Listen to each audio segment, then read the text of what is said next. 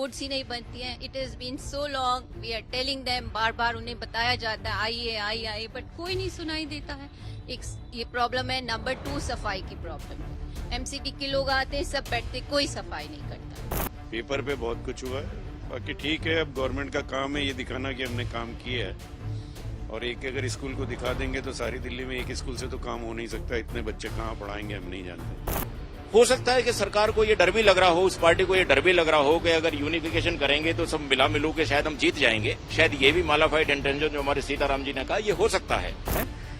जब वो एमसीडी में चला जाता है तो दिल्ली सरकार पे डालता है, जब दिल्ली सरकार में आ जाता है कमिश्नर तो वो एमसीडी पे डालता है। नमस्कार, दिल्ली तक पे आप सभी का स्वागत है। मैं हूं सुशांत मेहरा। दिल्ली तक की टीम आज निगम चुनावों को लेकर के पहुंची है साउथ दिल्ली के वसंत कुंज के सेक्टर सी ब्लॉक के अंदर। मेरे साथ तमाम यहां पर खास मेहमान हैं जो कि आरडब्ल्यूएस से जुड़े हुए लोग हैं, सीनियर सिटीजन्स भी हैं और महिलाएं भी हैं। मैम, निगम का चुनाव आ रहा है, बहुत ही दिनों बाद, 5 साल बाद आ रहा है। क्या मुद्दे हैं अब की बार ध्यान में रखते हुए आप वोट देने जाएंगे इस बार? सर, मैं तो मोदी और योगी जी के साथ हूँ और हमारे सेक्टर में काफी प्रॉब्लम्स हैं। सबसे बड़ी प्रॉब्लम्स है हमारी रोड्स ही नहीं बनती हैं। It is been so long, we are telling them, बार बार उन्हें बताया जाता है आइए आइए आइए, बट कोई नहीं सुनाई देता है। एक ये प्रॉब्लम है। नंबर 2 सफाई की प्रॉब्लम है। एमसीडी के लोग आते हैं, सब बैठते, कोई सफाई नहीं करता। Nobody is cleaning our colony. We are doing it on our own. So I am तो not at all. आपने कहा कि हम मोदी जी और योगी जी के साथ हैं। निगम के अंदर बीजेपी की सरकार है लेकिन फिर भी सफाई नहीं होती, तो फिर क्या इसका रीजन क्या है? क्या आपका ऑप्शन है? हमारा ऑप्शन तो फिर बीजेपी है ना। फिर भी बीजेपी है काम। बिल्कुल है। हम तो बीजेपी के साथ हैं और उन्हीं से ही काम करवाएंगे। हाँ, बिल्कुल। आपका क्या मुद्दा है अब की बार? क्या मुद्दे को ध्यान में रख के वोट दे रहे हैं? सफाई का। मेन रोड पे सफाई करते हैं लेकिन वो कूड़ा उठता नहीं है, वापस गंदा हो जाता है। सड़कें इतनी खराब हुई हुई है, सीनियर सिटीजन जब चलते हैं तो बेचारे गिर जाते हैं। कई केसेस ऐसे हो चुके हैं, उनको इस बारे में तो देखना चाहिए। और भी कॉलोनीज के अंदर हमारे जैसे कोई भी ऐसा बड़ा हॉल नहीं बना हुआ है C1 में जहां हम कोई भी फंक्शन कर सके। एमसीडी वालों को ये सोचना चाहिए कि जब इतनी बड़ी 700 फ्लैट्स की कॉलोनी दी है तो एक कम से कम कम्युनिटी सेंटर या कुछ तो जगह दें। वो जगह नहीं है हमारे यहाँ C1 में। हम कहीं भी सेलिब्रेशन नहीं कर सकते, इधर हमें C2 जाना पड़ता है या कहीं और जाना पड़ता है। तो इन 3 मुद्दों को तो स्पेशली ध्यान दें। कम्युनिटी सेंटर्स के लिए कभी आपने मांग की? जो मांग की हुई है, बहुत बार कर चुके हैं मांग, लेकिन कुछ भी नहीं होता। और यहाँ पे मेड सर्वेंट्स इतनी परेशान है, बसें रोकते नहीं है। So this is also the big problem. हमें कहते हैं कि पेट्रोल डीजल महंगा हुआ है, आप लोग गवर्नमेंट की जो बसें चल रही है उनको यूज करिए, लेकिन बस स्टॉप पे रोकते ही नहीं है। बस रुकती है और बस स्टॉप से और 50 फलंग आगे रुकती है और इतना दौड़ा के लेके जाते हैं वो बस। This are the 4 main factor है। यस सर, एमसीडी के स्कूलों को लेकर के कामकाज हुआ है? स्कूलों की व्यवस्था कैसी है सर? दिखाने को तो बहुत कुछ आप लोग दिखा सकते हैं, पर हुआ कुछ नहीं है। पेपर पे बहुत कुछ हुआ है, बाकी ठीक है। अब गवर्नमेंट का काम है ये दिखाना कि हमने काम किया है, और एक अगर स्कूल को दिखा देंगे तो सारी दिल्ली में एक स्कूल से तो काम हो नहीं सकता। इतने बच्चे कहाँ पढ़ाएंगे हम नहीं जानते। रोड्स का हाल बहुत ही देखने लायक है। बेटर ऐसा लगता है कि हम कहीं गांव कूड़े में चल रहे हैं और रोड्स हैं नहीं। किसकी वजह से खराब है? दिल्ली सरकार की वजह से खराब है? एमसीडी की वजह से खराब है? सरकार की वजह से खराब है। रोड्स का कोई ब्रिजेस पे आप जाके देखिए, बड़े बड़े गड्ढे हो रहे हैं। अगर आप गाड़ी में बैठे हैं तो आपकी कमर में दर्द होना, ऑटो की तरह से चलती है गाड़ी। तो वो भी मेन जरूरी देखना इन लोगों को।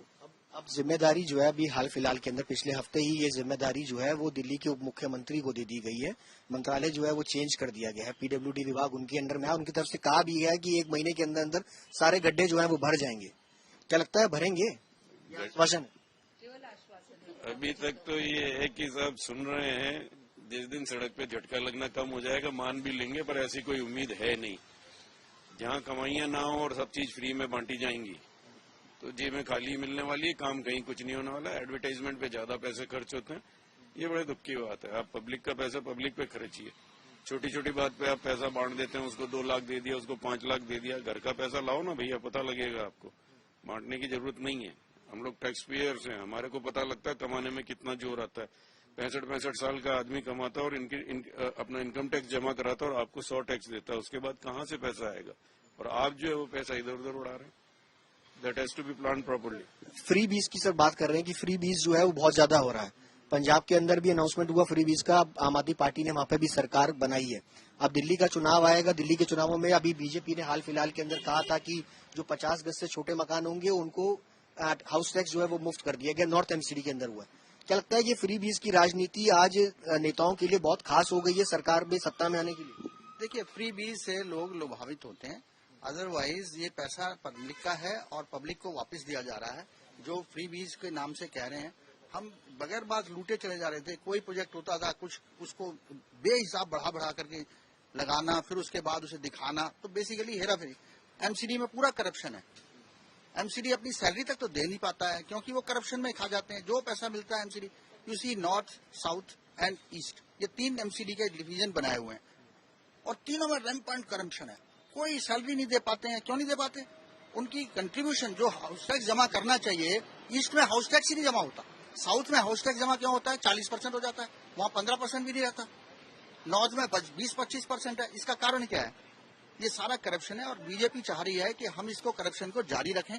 और ये अभी करप्शन, अगर ये तीनों को अलग रहते हैं तो करप्शन कम हो रहेगा, ये मेरा विचार है। क्योंकि शीला दीक्षित ने अगर किया भी था तो कोई वजह से किया था ना अलग अलग, तो ये तीनों अलग ही रहने। अब चर्चाएं चल रही है कि तीनों को एक कर दिया जाएगा। गलत है, ये गलत हो रहा है। ये कोई ना कोई इसमें नलाफाइड इंटेंशंस हैं, जो कि ऐसा महसूस होता है कि बीजेपी ये चाहती है कि हम किसी न किसी तरीके से लोगों को लूटें, और वही नजर आ रहा है, लूटेंगे।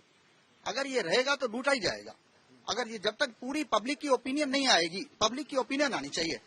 जब इस समय इलेक्शन हो रहा था, इस समय क्या जरूरत थी लाने की? ये तीनों को लाने का क्या कारण था, मुझे बताएं। इस समय आपको लगता है कि एक नहीं होनी चाहिए? क्या जरूरत है? अभी जब 3 हो रहे थे, अगर 3 होंगे तो you will have more control. अभी एक होकर के पूरा आपने centralise, decentralisation is the requirement of the day, isn't it? You tell me. You are not doing decentralising, you are centralising the whole thing. You are going to be another Putin. मेरे साथ अनिल सूद भी हैं। Sir, अभी हम थोड़ी देर पहले बात भी कर रहे हैं, सर कह रहे हैं कि एक होने से नुकसान होगा। आपने इतने टाइम से 10 साल पहले जब एमसीडी एक थी तो काम होते थे, या अलग अलग होने से ज्यादा काम हुए? क्योंकि कई सारे लोग कह रहे हैं कि एमसीडी में काम नहीं है, करप्शन भी है, फंड की भी कमी है, ये पूरी दिल्ली देखती है। देखिए, आगे एक सफेद हाथी था जिसमें मैंने 20,000 घोस्ट एम्प्लॉय पकड़े थे और जिसकी 1496 ड्रेन्स पूरी सेटल थी और 45 करोड़ का एनुअल डीसिल्टिंग का फ्रॉड था। उस सफेद हाथी में 20% लोग 80% प्रॉपर्टी टैक्स देते थे। आज 3 सफेद हाथी हैं। एक कमिश्नर का खर्चा जो है पैराफर्नेलिया मिला के 10 करोड़ का होता है एनुअल खर्चा। 3 मेयर हैं। अब 3 मेयर जो हैं उनका खर्चा भी अलग है। आज अगर एमसीडी से इंफॉर्मेशन लेनी हो, कोई इंफॉर्मेशन नहीं मिलती आपको। आपके पास, आप कहते हो हमारा डिजिटल इंडिया है, तो आप इलेक्ट्रॉनिक सिस्टम सारा सॉफ्टवेयर से अपना गवर्न करो ना, कंट्रोल करो ना। 3 सफेद हाथी रखने की क्या जरूरत है? और सबसे बड़ी मुसीबत क्या मेरे को जो नजर आ रही है, साउथ एमसीडी ये अपना ऑफिस बनाना चाह रही है यमुना बैंक पे डिस्ट्रिक्ट सेंटर में, जिसपे 900 करोड़ खर्चना चाहती है। अरे वो 900 करोड़ तो बचेगा। आपने श्यामा प्रसाद मुखर्जी में इतनी बड़ी बिल्डिंग बनाई, क्या वो मकबरे बनाओगे तुम? तो ये सारा जो है ना, trifurcation was a fraud, unification also is another fraud, but unification is a better evil if you control it with technology. आपको इतने सफेद हाथी नहीं चाहिए, एक होनी चाहिए। सर, लगता है कि एक होने से जो फंड का क्राइसिस है, हम देखते हैं दिल्ली के अंदर पिछले 5 सालों में हमने देखा कि कई बार स्ट्राइक होती थी, सड़कों पे कूड़ा ही कूड़ा जो है वो लगातार बना रहता था। क्या एक होने से इसका हल होगा, या साउथ दिल्ली का जो टैक्स पेयर है उसके टैक्स पेयर का पैसा ईस्ट वालों को मिलता है, या वो मिलेगा? नहीं, ईस्ट वाले भी तो डेलाइट है ना, वो भी दिल्ली के ही लोग हैं। ईस्ट वाले तो वो ऐसा तो है नहीं कि किसी दूसरे देश के, दूसरे प्रदेश के लोग हैं। और ये इसमें सबसे पहले तो हमको ये समझने की जरूरत है, क्योंकि आज का जो आपका टॉपिक है, जो आपका मुद्दा है, वो है MCD elections and unification of MCD. तो यहाँ पे हम जो बात करें वो सिर्फ एमसीडी की बात करें और उसके यूनिफिकेशन की बात करें। दिल्ली सरकार ने गलत किया है, सही किया है, केंद्र सरकार ने क्या किया है, उससे हमें आज के मुद्दे पे नहीं भटकना चाहिए। हम बात करेंगे एमसीडी की, उसके यूनिफिकेशन की। यूनिफिकेशन का जहां तक सवाल है, मैं I fully support it, whether it is being done by the BJP or it is being done by any other party who is controlling the center. It is the requirement of the day, and हमें ये समझने की जरूरत है कि इसका ट्रैफिकेशन हुआ क्यों, क्या जरूरत थी। क्योंकि शायद उस टाइम की सरकार को ये लगा कि केंद्र में सरकार बदलेगी, कुछ होगा, हमको प्रॉब्लम्स होंगी, दिल्ली में सरकार बदलेगी, तो शायद उनको लगा कि इसको इस तरीके से कर लेते हैं कि भाई कंट्रोल दिल्ली सरकार के थ्रू हो जाए। और शीला दीक्षित जी, वो शिवा जी टॉल लीडर, और मैं समझता हूं कि जो कांग्रेस का नहीं भी है वो भी उनको अप्रिशिएट करते हैं और दूसरा भी अप्रिशिएट करते हैं। Shiva ji good leader, Shiva ji better administrator, no doubt about this. But उनका शायद एक सेल्फ इंटरेस्ट था कि भाई जो एमसीडी का फंड है वो दिल्ली सरकार के थ्रू रूट हो जाए, और जो ट्राइफिकेशन हो जाए तो उसमें यह है कि भाई अलग अलग कंट्रोल हमको मिल जाए, एक एमसीडी निकले तो दूसरी मिल जाए, दूसरी निकले तो तीसरी मिल जाए। तो इस मुद्दे की वजह से सब जानते हैं, इस वजह से इनका 3 भागों में इसको बांटा गया था और कोई मुद्दा था नहीं। इसकी जरूरत है यूनिफिकेशन करने की, क्योंकि आप देखिए कि जिसको हम एक आम भाषा में कहते हैं कि सफेद हाथी, व्हाट इज सफेद हाथी? सफेद हाथी उसको बोलते हैं कि भाई जिसके रखरखाव का खर्चा बहुत ज्यादा होता है। अब आज जब इसका 3 हिस्सों में एमसीडी को बांट दिया गया, तो आप एक चीज को आपको समझने की जरूरत है कि भाई आप पहले होता था 5 साल के लिए एमसीडी का चुनाव हुआ, एक एमसीडी थी, एक मेयर बनता था 5 साल के लिए, अनलेस पार्टी उससे नाराज हो जाए मेयर बदलता नहीं था। आज अगर आप देखें तो सरकार ने क्या ड्रामा बनाया, 3 एमसीडी बनाए, 1 साल का टेन्योर मेयर का बनाया, तो मतलब एक हाथी की बजाय 15 सफेद हाथी बांध दिए, एक सफेद हाथी की बजाय 15 सफेद हाथी हमारी जान के लिए बांध दिए। अब वो ईस्ट दिल्ली हो, नॉर्थ दिल्ली हो, साउथ दिल्ली हो, है तो दिल्ली ना। इसको इतना हम क्यों बांट रहे हैं कि वो ईस्ट है, ये साउथ है, ये नॉर्थ है? अरे सब दिल्ली है भाई, दिल्ली को सुधारना है। जहां तक सड़कों का मुद्दा है, दिल्ली सरकार क्या कर रही है, जब दिल्ली के चुनाव आएंगे उस पर तब बात करेंगे। आज अगर हम बात करते हैं कि सड़कें एमसीडी के पास भी हैं, स्कूल एमसीडी के पास भी हैं, हेल्थ इंफ्रास्ट्रक्चर भी एमसीडी के पास है, दिल्ली सरकार के पास भी है, दोनों के पास है। तो देखने का मुद्दा यह है कि भाई जो स्कूल एमसीडी के पास हैं, whether they are in a better position और the schools owned by the central government और the Delhi government, they are in a better position. Similarly for the health, similarly for the roads. So if we see that the worst situation of the MCD and one party is in power for the last 15 years, ये तो सबको मालूम है। हो सकता है कि सरकार को ये डर भी लग रहा हो, उस पार्टी को ये डर भी लग रहा हो कि अगर यूनिफिकेशन करेंगे तो सब मिला मिलू के शायद हम जीत जाएंगे। शायद ये भी मालाफाइड इंटेंशन जो हमारे सीताराम जी ने कहा, ये हो सकता है। लेकिन ये मालाफाइड इंटेंशन शायद उनके कहने से हो, मेरे हिसाब से भले ये मालाफाइड इंटेंशन है या जो भी इंटेंशन है, बट यूनिफिकेशन तो होना चाहिए। यूनिफिकेशन होना चाहिए। और भी सारे लोग हैं, महिलाएं भी हैं, मैं आपसे आप जानना चाहूंगा। सर कह रहे हैं कि यूनिफाई होना चाहिए, एक होना चाहिए। फंड की कमी दूर होगी, आपको लगता है कि अगर एक साथ हो जाएंगी तो? अब इसके बारे में तो मैं ज्यादा कुछ नहीं बता पाऊंगी। आपके क्या मुद्दे हैं इस बार, क्या मुद्दे मुद्दे तो यही है जो मैं नोटिस कर रही हूँ। एक तो सफाई एंड रोड्स, ये बहुत ज्यादा बुरी हालत में है। अब इलेक्शन आने से पहले ये होगा कि कॉन्ट्रैक्टर भी आ जाएंगे, जो भी आज की डेट में प्रेजेंट है, जो भी वो कॉन्ट्रैक्टर्स भी आ जाएंगे, फोटोए भी खींचेंगे, सफाई भी होएगी, सब कुछ होएगा। उसके बाद कुछ नहीं, वैसी गार्बेज डंप वैसी भरे रहेंगे, रोड्स में बुरी हालत होएगी, वो आप अभी भी देख सकते हो। मैम, कोविड के दौरान एमसीडी का एक बड़ा रोल होता है कि सैनिटाइजेशन का, कूड़ा उठना, साफ सफाई, और इसके अलावा अगर बात की जाए तो स्प्रिंकलिंग करना, पानी का छिड़काव करना, सैनिटाइज करना। क्या उन्होंने वो किया एमसीडी ने? उन्होंने भी किया, बल्कि हमारी तो कॉलोनी ने भी बहुत किया है। हमारे प्रेसिडेंट वगैरह ने भी बहुत सफाई रखी है। सैनिटाइजर पूरा गेट पे होता था, सैनिटाइजर मेड भी बकायदा पूरे हिसाब से आती थी। तो कॉलोनी हमारे प्रेसिडेंट ने, हमारे RWA ने बहुत किया है, बहुत सफाई रखी है, बहुत मेंटेन किया है, काफी हेल्प भी की है। पार्टी ने काम किया, एमसीडी ने काम किया नहीं किया? एमसीडी का उतना मेरे को नहीं है, पर मुझे सोसाइटी का ज्यादा अच्छा लगा। एमसीडी ने काम नहीं किया। सर जी, मैं एक भ्रष्टाचार के मुद्दे पे वो टॉपिक, एमसीडी का मुद्दा आते ही साथ ही भ्रष्टाचार एक बड़ा मुद्दा है। भ्रष्टाचार और एमसीडी दोनों, वो कहते हैं ना कि अगर मान लिया मौसेरे भाई, तो मैं पूरी कहावत नहीं कहूंगा क्योंकि गलत हो जाएगा, लेकिन मौसेरे भाई हैं, भ्रष्टाचार और एमसीडी। तो ये जो भ्रष्टाचार का मुद्दा तो इतना जबरदस्त एमसीडी के अंदर है। कोविड की आपने बात पूछी, सबने फोटो खिंचवाए, क्योंकि आजकल फोटो खिंचवाना बहुत जरूरी है। बाकी कुछ हो ना हो, फोटो व्हाट्सएप पे लग जाए मेरा, मैंने ये कर रहा हूँ, मैं छिड़काव कर रहा हूँ। हमारे जो है काउंसलर साहब भी जाएंगे मशीन उठा के, हमारे एमएलए साहब भी जाएंगे मशीन उठा के, हमने कर दिया, फोटो खिंच गया, हो गया। भ्रष्टाचार का मुद्दा इतना जबरदस्त है एमसीडी के अंदर कि शायद यदि हम इसको 200 फुट तक भी खोदें तो एमसीडी में भ्रष्टाचार के मुद्दों की परत खत्म नहीं होगी। इतने गहरी जड़ हैं इसकी। और अच्छा आदमी जीत के आएगा नहीं, क्योंकि कोई भी पार्टी, आम आदमी पार्टी हो जाए, बीजेपी हो जाए, कांग्रेस हो जाए या और जेडीयू आ जाए, बीएसपी आ जाए, किसी अच्छे आदमी को वोट नहीं देगा, वो टिकट नहीं देगा, पढ़े लिखे आदमी को टिकट नहीं देगा। हमने भी एमसीडी का चुनाव लड़ने की कोशिश की थी कि शायद वसंत कुंज एक 69 वार्ड जो है ये एक अच्छा वार्ड है, इसमें पढ़े लोग रहते हैं। मैं पिछले 2017 में एमसीडी का इंडिपेंडेंट चुनाव, मेरा क्या हश्र हुआ, मुझे 485 वोट मिले, और जो 10वीं पढ़े हुए थे उनको 8000 वोट मिल गए, और जो 8वीं पढ़े हुए थे उनको 6000 वोट मिल गए। पर मेरे साथ पार्टी का टैग नहीं था, उनके साथ पार्टी का टैग था। तो इसमें भ्रष्टाचार तो जुड़ा हुआ है। और पिछली बार बीजेपी ने एक चेहरा वो बना दिया कि भाई नए चेहरे नई मुस्कान, भाई नए चेहरे लाओगे, नए पैसा कमाएंगे, नई मुस्कान आएगी चेहरों पे, वो तो आएगी, क्योंकि काम करने तो कोई आता नहीं है। आदमी कहता है भी मैंने पार्टी से टिकट लेने के लिए, मैंने चुनाव जीतने के लिए 1 करोड़ 2 करोड़ रुपए खर्चा किया, तो मैं ये कहां से लाऊंगा? मैंने तो इन्वेस्टमेंट की है ना। मैं दुकान खोलता हूं, मैं इन्वेस्टमेंट करता हूं तो मुझे रिटर्न चाहिए। मैं फैक्ट्री लगाता हूं, इन्वेस्टमेंट करता हूं तो मुझे रिटर्न चाहिए। मैं मेडिकल की पढ़ाई करता हूं, इन्वेस्टमेंट करता हूं तो मुझे रिटर्न चाहिए।